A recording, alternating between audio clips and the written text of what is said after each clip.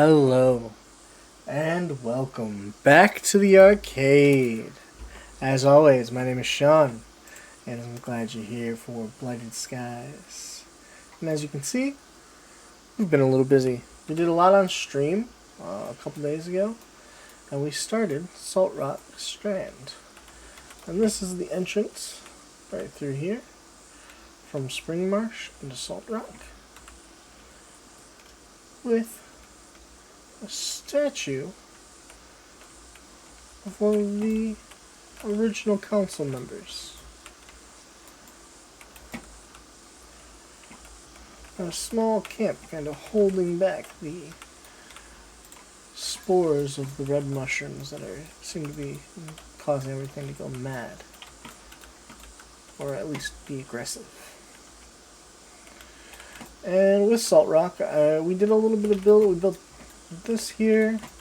It's kind of like our entry point for Salt Rock. And then we kind of did some landscaping. And we also started setting up for the next area as well. But, as you can see, Salt Rock also has another area that these cliff drakes have called home, so we could reuse some of the old assets that we've made. And we made them so that they had level 6 abilities. We've set up an area for a town. We might make it a little bit smaller, actually, because that does seem like it's a little bit big for a town. We might be able to add some extra, maybe some sort of infested patch or something. I don't know yet. But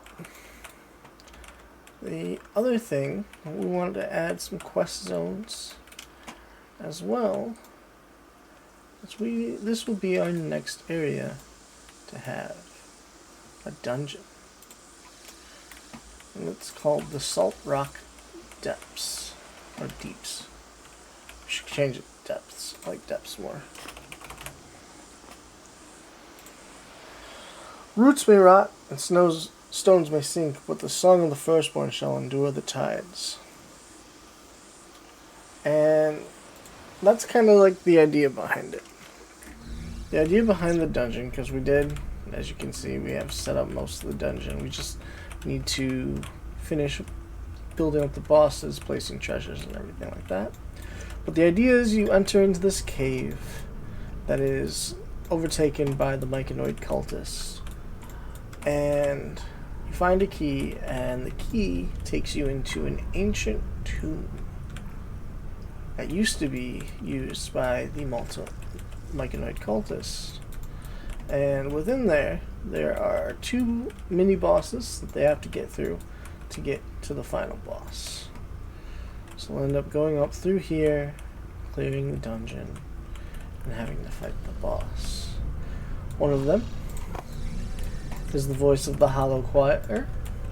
And the idea behind this guy is that, sadly we couldn't do it, but each of these mushrooms are another head kind of coming off of its body. And it's just this amorphous blob of mushroom heads that are singing and yelling and causing damage that way. He gives a key with gold and everything like that. Bring up his stuff real quick for it.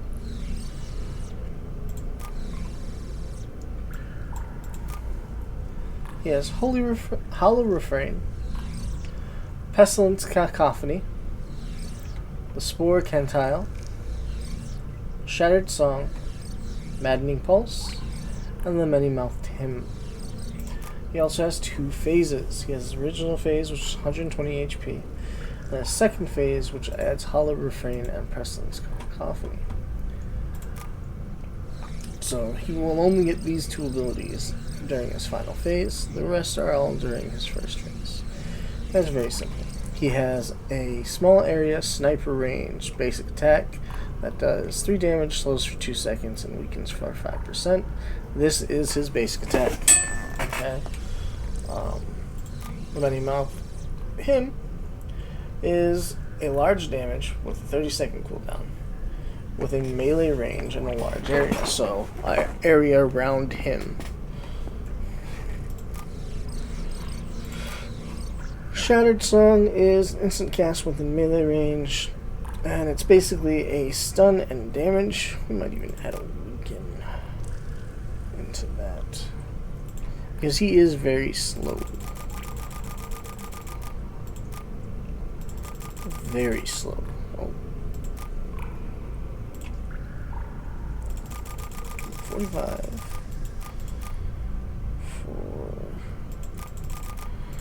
Let's see. It's on a 1 second cool, 3 second cooldown. Oh no, the stun's fine. That's fine. And then of course the Spore Cantile. Now, if I could add a thing where he could summon ads, I would have done that instead of this, and basically had some of the heads kind of falling off of him and becoming mobs to fight or ads to fight. But that kind of technology isn't in this game, sadly. So instead, 0.5 second cast, 5 second cooldown, missile range, large area. It does 8 damage over time for 4 seconds. He is a lot of AoE sound damage except for Shattered Song. And then during his second phase, he gets Hollow Refrain, which is a 10-second cooldown, instant cast, self only, where he gets a 40% over 42nd percent for 8 seconds. So there's a 2-second window where they'll be able to hit him, damage him really, really good, while also being able to do a little bit of damage during that time as well. I actually think we're going to take that up to 65% because I do want this to be hard. And our other boss in the old dungeon has not been hard. He's been defeated quite a few times. We can go look at those stats in just a little bit. And the other one, Pestilence Cacophony, is 10 mana, 10-second cooldown, 3-second cast, melee range, large area. 18 damage over time for 6 seconds. A root in place for 3 seconds, drains mana, reduces rage. Okay? So it becomes a DPS race. Who can do more damage to each other? Okay? Who can heal through the damage? That's the whole idea. And that is our Voice of the Hollow Choir. We then have the Thought Warden. Thought Warden Merc. Quite the looker, isn't he? I really like this guy's design. Absolutely love the design. Thought Warden Merc. I don't think I've actually done the abilities for him yet, but the whole idea is that he is in a psionic chamber that they used to use to align with nature and speak with the other mushrooms. Think very much this is how they controlled the hive mind of the evil cultists of the Dark Bloom. And then, the whole reason that this is going on down here, the whole reason the cult is operating down here, is they're trying to bring back the leader, the one who formed the Dark Bloom. Okay? And that would be Varric. And Varric, right now, his body has been added to a Hollowborn, and that is why he looks like such a giant mess. Because he is in the process of reforming and taking over and awakening in this ritual and kind of being reborn and brought back to life. Varric the First Bloom. And he will have quite a few phases of the fight as well. Sadly, we can't change what he looks like in each phase of the fight, because I would really like to do that, where he would get more complete during the fight. Each, 30% or 33% that you do, he'd change. But sadly, we can't do anything like that. And we'll have to do his abilities as well. We'll probably end up doing a lot of these on stream. So that's the main idea. But after they defeat him, there's a bonus boss that they don't have to do. But we have the Deep Delver. Don't worry about the name, we'll be changing that later. The Deep Delver is a dragon level creature Now, when I say he is big, I mean he is fucking gigantic. Look at the size difference. Like, he could eat some of these people easily. So I think he will definitely have a swallow hole mechanic. Yeah, this is a bonus area that people can do, and then leave the dungeon if they want to. Yeah. Pretty much just set up the area of the rooms. Like I said, this will be a quiet... I guess I didn't say this. This will be like an old, broken down... what's the word I'm looking for? Church. Broken pews, very much ancient, like, holy area. And this, again, is that whole strange room with two trophy... or not trophy, but treasure depositories behind it. This is kind of like the meditation hall. The rest of the rooms I haven't done yet, but once we do build it, which probably we might do that in an episode, or we might do that on stream. I'm not really sure yet, but this will be our dungeon. That's kind of what we did on stream last time. But today, I kind of want to finish building up Saltrot Strand and get it set up so that players can start moving here, because we did get our first level 5 player. He has not made... I don't believe he's made his way over here yet. No, not yet. No one has. There has been a couple updates, that's why the IMs look a little different. All those floating lightning bolts are IMs from people talking to each other. That makes it so all of our social players will move around more, and the little purple things are experience. That blue arrow means that someone just leveled up. And they just changed and kind of fixed some of the background processing to streamline the game. But as for the rest of it, we need to do some building. I do think I want to take this whole idea and do a couple more of them. Place one here, and maybe one that's been a little bit destroyed over here, kind of leading into this area, because this will be where the Myconoid capital sits, right here. And we'll get talking about all of that later, once we get there. That is kind of where we're headed. So, let's get to building.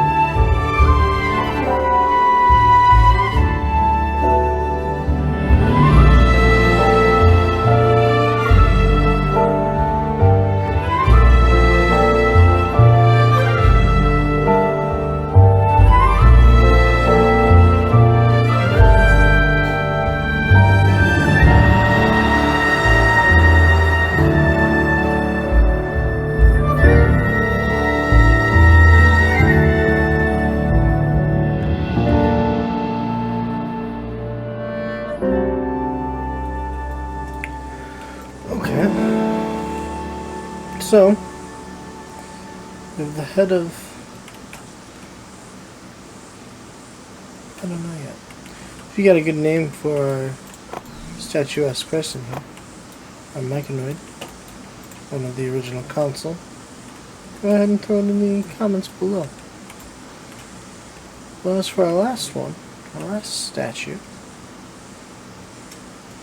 we'll come down here and build us another statue.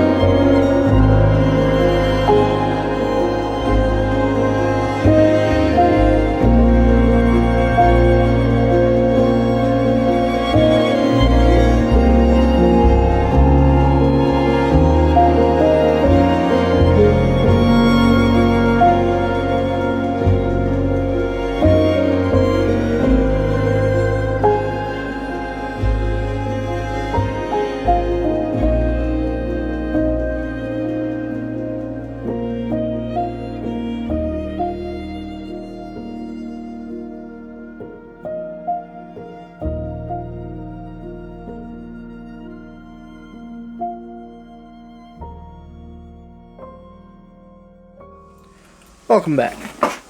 So, with the statue of our third Myconoid council, first council member, placed here, and if you got a name for him, go ahead and drop that in the comments below.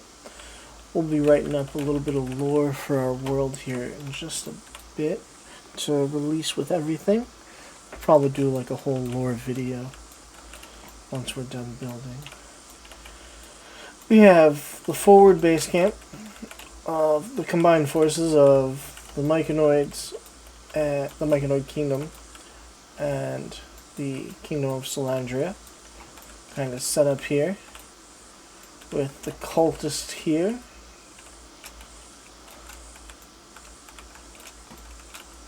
As they push into their fortified area here.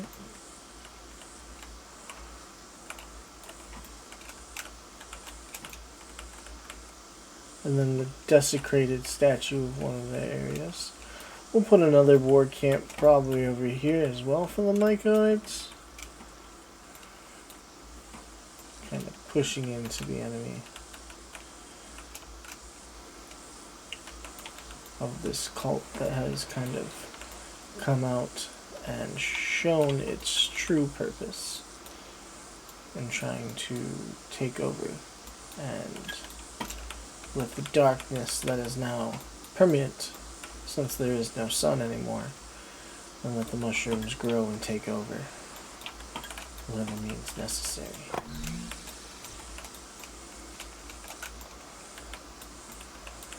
That's kind of the idea here. Before they get there,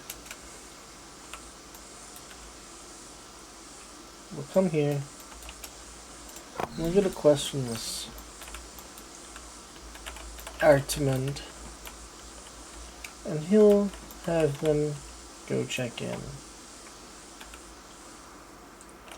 with the village. The village will be the quest hub that kind of sends them out this way and that way. And that's kind of where we're at.